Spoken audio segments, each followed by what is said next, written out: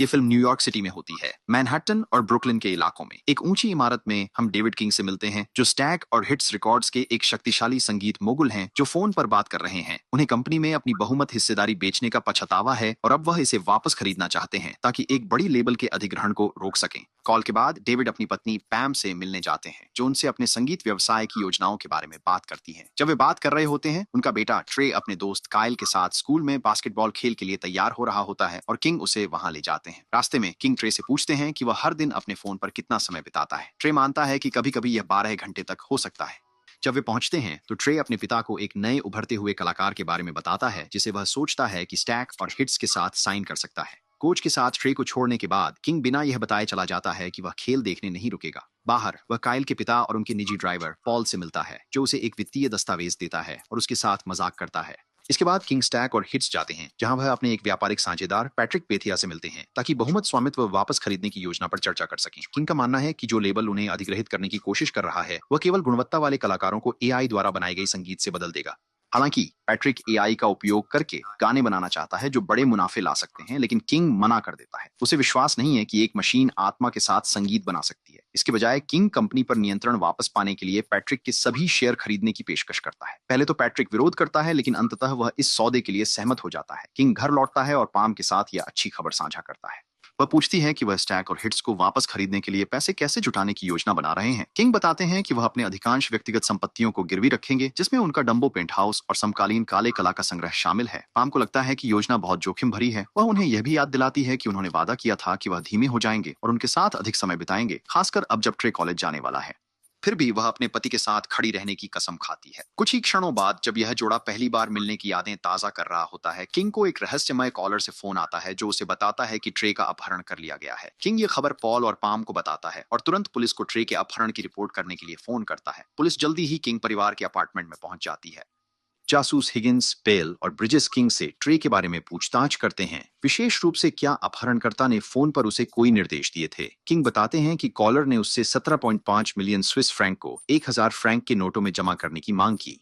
वह ब्रिजेस को यह भी बताता है कि अपहरणकर्ता उसी रात फिर से फोन करेगा। ब्रिजेस उसे आश्वस्त करता है कि वे इस मामले को गंभीरता से लेंगे और ट्रे को सुरक्षित वापस लाने के लिए काम करेंगे। फिर ब्रिजेस पूछता है कि क्या किंग को संदेह है कि परिवार के किसी करीबी व्यक्ति का इसमें हाथ हो सकता है, लेकिन किंग कहता है नहीं। जासूस पॉल और ट्रे के कोच से भी पूछताछ करते हैं।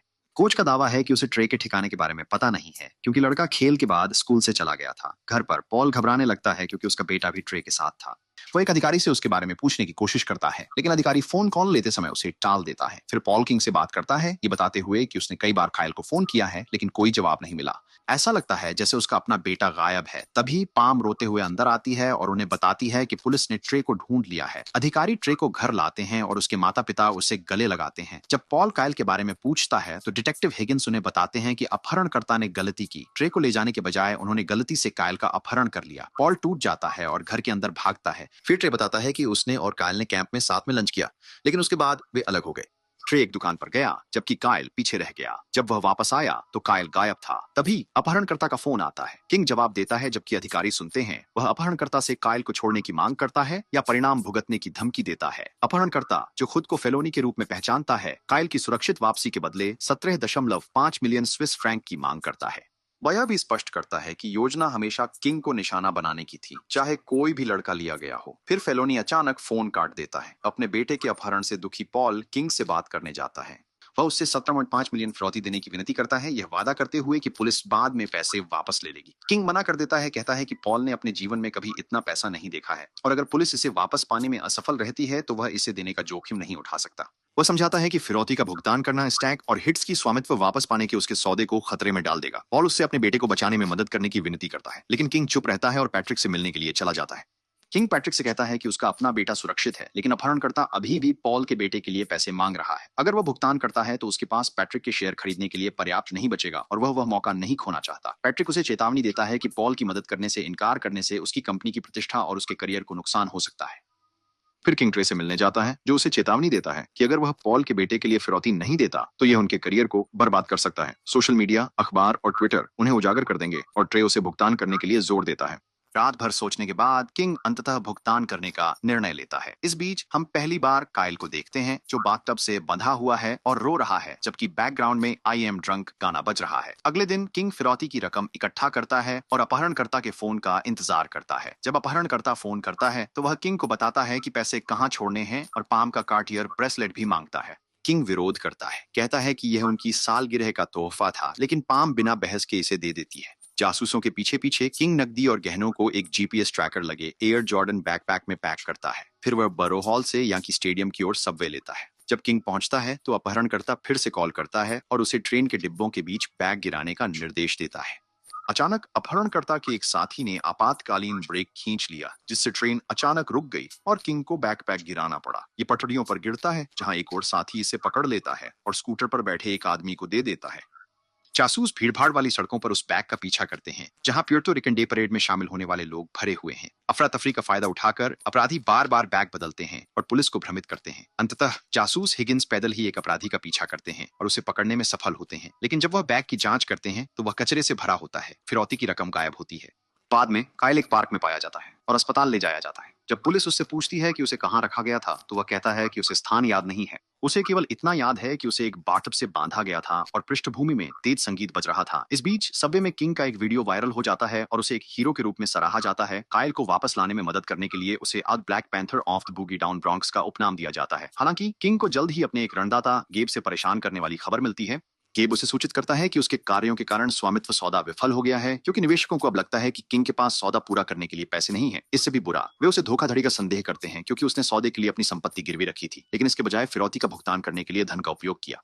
गेब उसे पैसे जुटाने के लिए 2 हफ्ते का समय देता है, इससे पहले कि निवेशक हमेशा के लिए चले जाएं। उस शाम किंग न्यूयॉर्क के एक पुल पर चलते हुए एक रैप गाना सुनता है। उसे याद आता है कि काइल ने अपनी कैद के दौरान इसी गाने के बजने का वर्णन किया था और वह गाना काइल और जासूसों के लिए बजाता है। और काइल पुष्टि करता है कि यह वही गाना है जो उसने बंधक बनाए जाने के दौरान सुना था। ये ट्रैक एक रैपर जिसका नाम यंग फेलन है का है और किंग को एहसास होता है कि वही अपहरण करता है। किंग जासूसों को यह समझाने की कोशिश करता है कि फिरौती कॉल में आवाज वही है जो गाने में है, लेकिन वे उसके दावे को खारिज कर देते हैं, ये सुझाव देते हुए कि यह एआई द्वारा उत्पन्न हो सकता है।